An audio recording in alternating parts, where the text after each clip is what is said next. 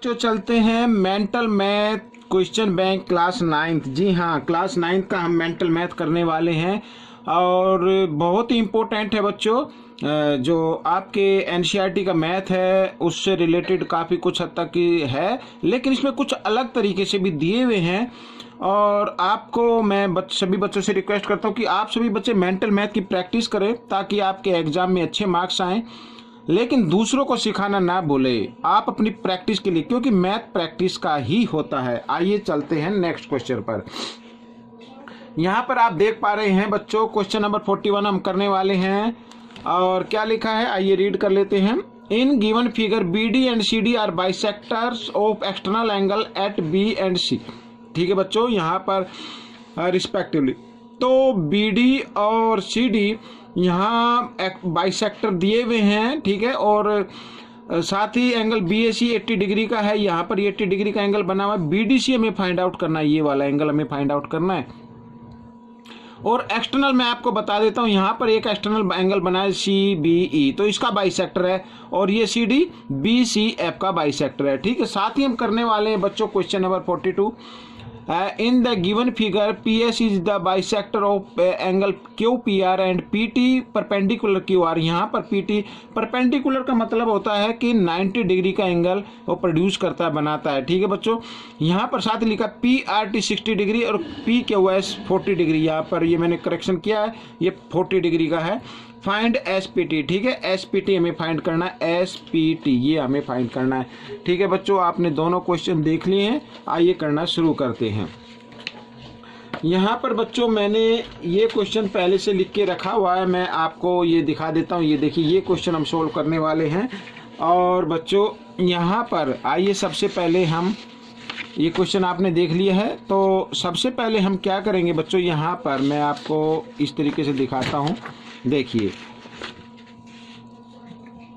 Solution, यहाँ पर देखो सबसे पहले लिखा है BD जो है CBC का बाइसेक्टर है और CD BCF का बाइसेक्टर है। ठीक है, एक तो ये आपको करना है। और सबसे पहले आपको एक चीज़ का ध्यान रखना है बच्चों, ये जो लाइन होती है ना, ये 180 डिग्री की होती है। ठीक है, तो यहाँ पर हम क्या करेंगे, एक तो ये एंगल और एक ये पूरा एंगल। ठीक है बच्चों, एक ये एंगल और एक ये पूरा एंगल, दोनों का सम क्या होगा, 180 होगा। जी हाँ, 180। आइए करना शुरू करते हैं। देखिए यहाँ पर angle ABC plus angle EBC दोनों का सम 180 डिग्री। क्यों? क्योंकि लीनियर पेयर है बच्चों। यहाँ पर मैं लीनियर पेयर लिख देता हूँ इसको। ठीक है, ये लीनियर पेयर मैंने लिख दिया है। अब यहाँ पर बच्चों हम इस एंगल को मान लेते हैं 1 और इसको मान लेते हैं 2। ठीक है, समझ में आया? अब यहाँ पर बच्चों हमें 1 की वैल्यू निकालनी है। ठीक है, अब देखो या ABC, ये तो हो गया एंगल ABC और EBC, क्योंकि ये BD क्या है, बाइसेक्टर है, तो इसका मतलब एंगल 1 का डबल इक्वल होगा 180 डिग्री। ठीक है, ये क्यों? क्योंकि यहाँ पर मैं लिख देता हूँ BD इज ए बाइसेक्टर। ठीक है, BD इज ए बाइसेक्टर। ठीक इसी प्रकार देखो इस साइड में भी देखते हैं, एंगल A यहाँ पर इस तरीके से एंगल ACB प्लस एंगल यहाँ पर FCB या BCF लिख लेते हैं, BCF, दोनों का सम होगा 180। इन्हें भी बोलेंगे लीनियर पेयर। ठीक है, ये भी लीनियर पेयर हो गया। ये देख लो, ये एंगल और ये पूरा एंगल लीनियर पेयर हो गया। या यहाँ पर एंगल ACB और प्लस 2 का डबल, एंगल 2 का डबल, इस 2 का डबल, क्योंकि हाफ इधर हो गया हाफ इधर हो गया। क्यों? क्योंकि CD क्या है, बाइसेक्टर है, तो 180 डिग्री। ठीक है, यहाँ पर मैं लिख देता हूँ CD इज ए बाइसेक्टर। ठीक है, ये बाइसेक्टर हो गया। अब यहाँ पर ये इक्वेशन 1 है, यहाँ पर ये 2 है। ठीक है, अब हम यहाँ से 1 से लेंगे इक्वेशन बनाएंगे इसकी। अब देखो यहाँ पर अगर मैं एंगल 2 को इधर ही रखता हूँ, और 180 डिग्री, इस ABC को हम ले आते हैं इस साइड में, एंगल ABC। ठीक है बच्चों, इस तरीके से। अब हमें 1 की वैल्यू निकालनी है, तो एंगल 1 इक्वल 180 डिग्री, यहाँ पर 2 मल्टीप्लाई में डिवाइड की फॉर्म में आ जाएगा, और इधर ABC ये भी डिवाइड की फॉर्म में आ जाएगा इस तरीके से। ठीक है, इसको हमने डिवाइड किया यहाँ पर तो 90 डिग्री आ गया बच्चों। तो यहाँ पर मैं आपको दिखाता हूँ कि एंगल 1 की वैल्यू आ गई बच्चों 90 डिग्री माइनस एंगल ABC/2। यहाँ पर ये इक्वेशन 1 हम मान लेते हैं।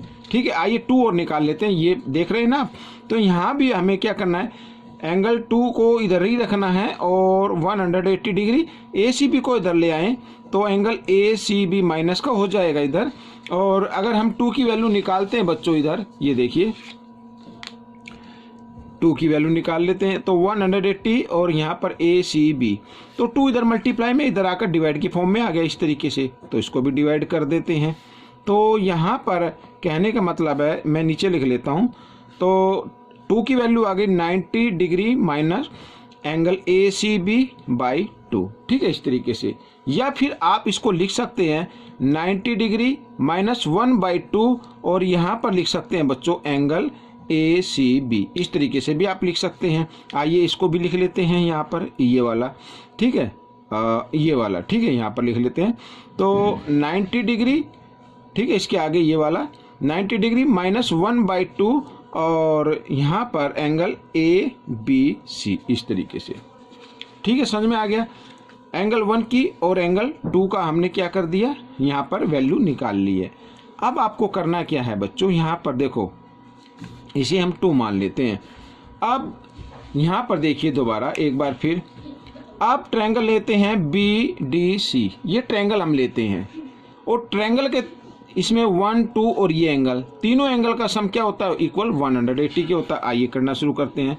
नाउ इन ट्रायंगल BCD, ठीक है बच्चों, यहाँ पर तो एंगल 1 प्लस एंगल 2 और plus angle BDC is equal to 180 degree. ठीक है, देखो मैं इसमें बोलता हूँ, लिख आप लेना, the sum of 3 angles of triangle is equal to 180 degree. ठीक है, यहाँ पर अब आपको करना क्या है बच्चों, यहाँ पर देखो 1 और 2 की जगह 1 और 2 की वैल्यू लिखनी है फ्रॉम 1 एंड 2 से। समझ में आया, फ्रॉम 1 एंड 2 से इसकी वैल्यू लिखनी है। आइए मैं लिख देता हूँ, फ्रॉम 1 एंड 2। ठीक है बच्चों, यहाँ पर तो 1 की वैल्यू है बच्चों 90 माइनस 1/2 और ट्रायंगल एंगल ABC, फिर ये प्लस का साइन, और 2 की जगह 2 की वैल्यू लिख ली 90 माइनस 1/2 और एंगल ACB। ठीक है बच्चों, और ये plus angle BDC equal to 180। ठीक है, समझ में आ गया। अब हमें करना क्या है, 90 और 90 को ऐड कर देना है, 180 आ जाएगा। साथ ही इसमें से 1/2 कॉमन निकाल लीजिए, इसमें भी है और इसमें भी है। तो यहाँ पर ब्रैकेट बनाएं और लिख ले angle ABC plus angle ACB। ठीक है बच्चों, इस तरीके से समझ में आ गया। और यहाँ पर plus angle BDC equal to 180। ठीक है, ये समझ में आ गया। अब हमें करना क्या है, देखो इधर ये 180 है, इसको हम इधर लेके आएंगे तो ये माइनस का हो जाएगा, तो माइनस प्लस ये कट जाते हैं इक्वल। ठीक है, अब देखो यहाँ पर ये क्या है, हाफ। ठीक है, अब हमें यहाँ पर देखो, हमें जो निकालनी है वैल्यू वो निकालनी है BDC की, तो BDC को इधर ही रखते हैं और बाकी नंबर को हम इधर ले आते हैं।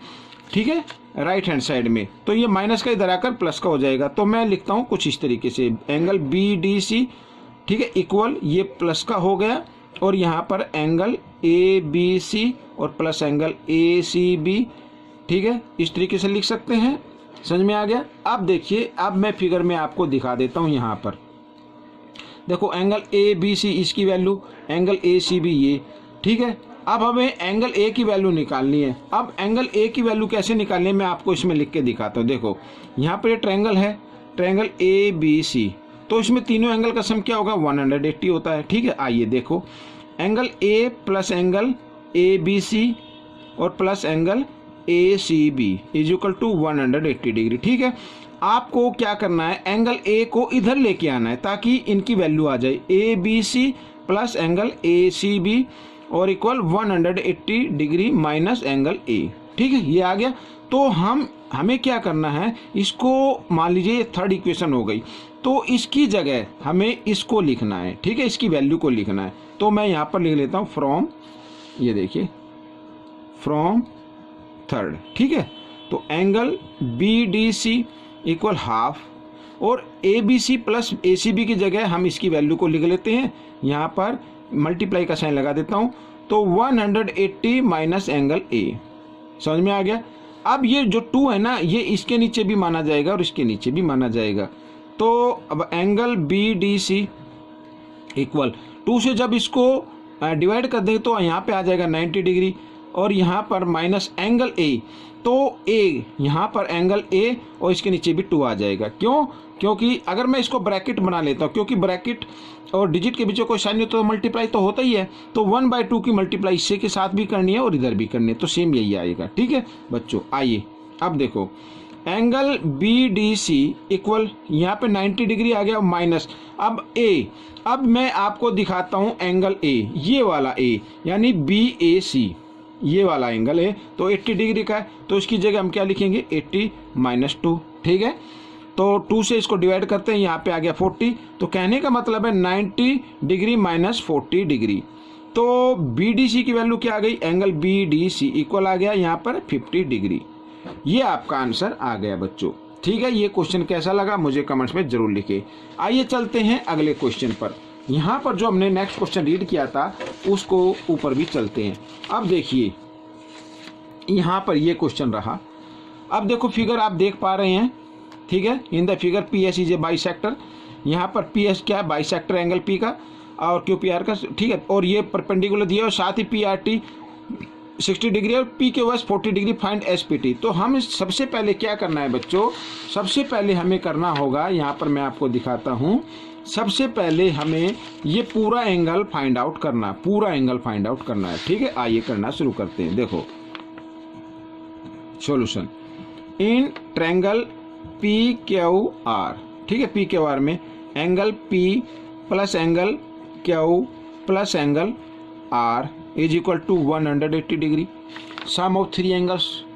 ठीक है, sum of 3 angles of triangle is equal to 180 degree. तो पी की वैल्यू तो हमें नहीं मालूम है, तो क्यू की तो मालूम है 40 डिग्री, आर की भी मालूम है 60 डिग्री इक्वल टू 180 डिग्री। ठीक है, यहाँ पर दोनों को ऐड किया, P प्लस 100 डिग्री और इक्वल टू 180 डिग्री आ गया। अब इस 100 को इधर लेके आओ आप। ठीक है, राइट हैंड साइड में, तो इधर आकर ये माइनस का हो जाएगा, ये 180 डिग्री माइनस 100 डिग्री, तो यहाँ पर आ गया बच्चों 80 डिग्री।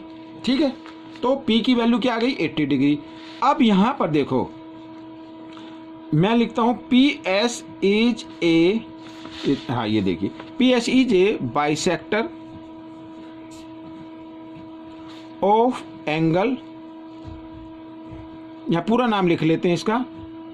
ठीक है, बाइसेक्टर जो गिवन है ये Q P R, Q P R. ठीक है, बाइसेक्टर है, तो इसका मतलब क्या हुआ, देखो यहाँ पर क्यू पी एस इक्वल हो जाएगा एस पी आर।